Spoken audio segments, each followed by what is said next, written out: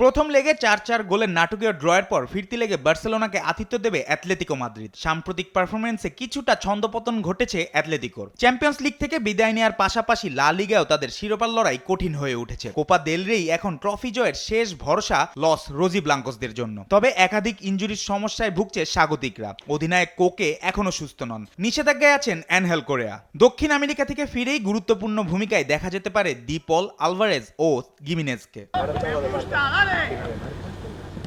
অন্যদিকে দুর্দান্ত ছন্দে রয়েছে হ্যান্সি ফ্লিকের বার্সেলোনা। বার্সার হয়ে ম্যাচটিতে অনুপস্থিত থাকবেন ইনজুরিতে থাকা তারকা গোলরক্ষক টার স্টেগেন ও মিডফিল্ডার বার্নাল। তবে রাফিনহা ও ডি ইয়ং ফেরায় বাড়তি ভরসা পাচ্ছে কাতালানরা।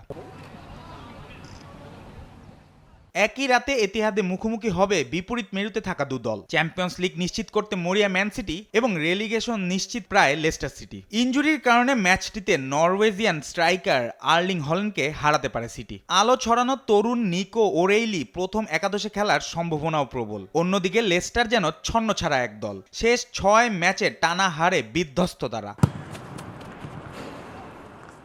অ্যানফিল্ডে হতে যাচ্ছে মর্যাদার মার্সিসাইড ডার্বি, লিভারপুল বনাম এভারটন। প্রথম লেগের 98 মিনিটে নাটকীয় ড্রয়ের পর এবার নতুন প্রত্যাশা দুদলেরই। চ্যাম্পিয়ন্স লিগ ও ইএফএল কাপে বিদায়ের পর লিভারপুল এখন পুরো মনোযোগ দিচ্ছে লিগ শিরোপায়। যদিও ইনজুরিতে ভুগছে দলটি, আলেকজান্ডার আর্নল্ড, ব্র্যাডলি, গোমেজ কেউই ফিট নন।